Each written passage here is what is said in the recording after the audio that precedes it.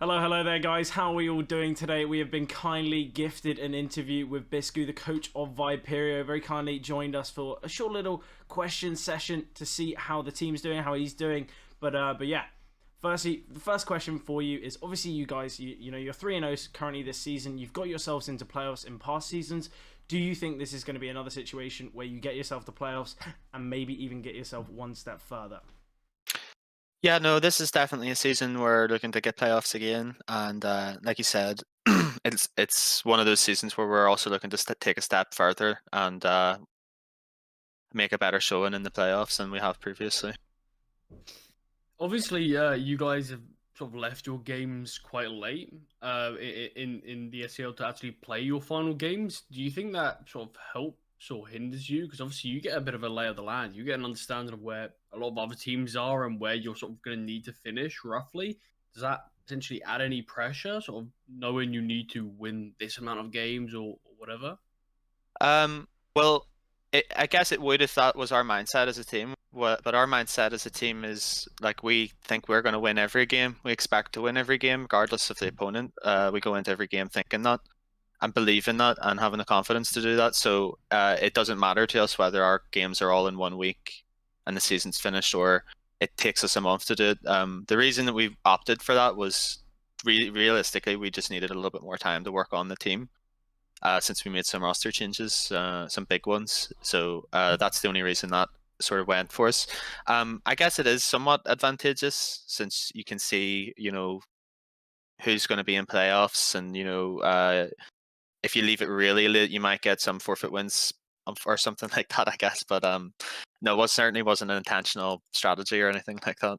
Yeah, Okay, obviously, okay. obviously you got to kind of schedule around, players' lives and stuff like that. So that's not all always going to be all too easy. But obviously you've got two games today, both of them being overpass. Clearly, you guys are very confident on that map. Any kind of thoughts going into that one? Obviously, your first being against Polygon, and then the second one being against Partisan. So, any kind of insight on how you think those games are going to go? Obviously, you kind of mentioned how you, the team, everyone's kind of thinking before we go into every game, we're going to win it. But is there a game that today that you're thinking, you know what, this one could be a close one? Yeah, well, I think every game in SCL could be a close game. I look at the division and I see the teams that are at the top of SCL are also at the top of ESEA Advanced. I see One Pin, I see Control, I see Flow State, Spirit Academy. These are all the teams that are flying in their respective leagues as well. So I don't see the league as oh, this game should be easier, that game. It's Of course, every game's going to be tricky when their opponents are quality, like Polygon and Partisan will be, but we do expect to win both our games today, yeah, and secure a playoffs position. Obviously from last season to this season, you mentioned you wanted to take that one step further rather than just get into playoffs. Uh, is there a way that you sort of shape up differently when you are in those best of threes when there is that added pressure that there's no second chance here? Is there anything that we're potentially going to be expecting to see just to potentially see you take that further step? Yeah, I think when it comes to SCL playoffs, we've been, don't want to say unlucky because it sounds almost like a cop out, but I feel like we've on a couple of occasions been caught cold by our opponents who wanted it more, were a bit more serious about it than us. So I think our approach this time when we get there is we'll take it a little bit more seriously than we may perhaps have, and that might not have been a conscious decision. That might have been just because we were too focused on trying to do something over here, like an ECA or a LAN competition. But because there's no LANs at the minute, and we're in a transitional year for ECA, because we just made roster changes, we are looking to make a more serious step forward in SCL. So I think just that mindset change is we're gonna see like quite a lot different from us going forward, like, in the qualification stage.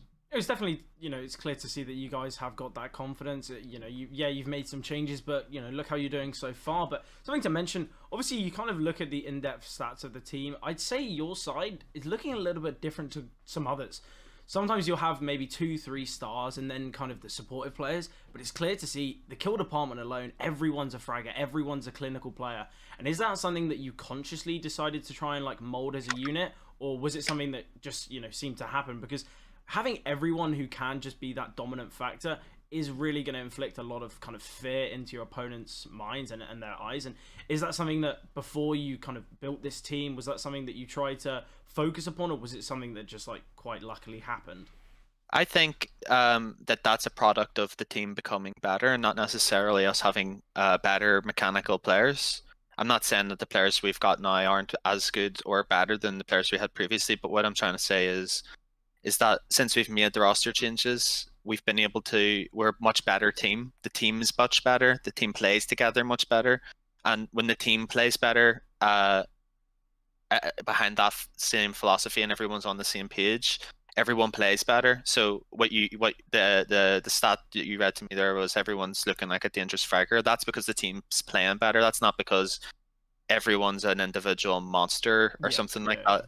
It's because they're all buying into what it is Artist is trying to instill in the team, what we're trying to do, and we're trying to keep that going. And hopefully we can see more consistent stars emerge, you know, rather than like we go, oh, everyone's really good. Because I actually think traditionally speaking, the team should have like one or two guys where you're like, yeah, that guy they up, he's dangerous, and then also that's the star rifle. You know, I would say at the minute we're trying to get there, but right now everyone's doing really good, so that's also very good.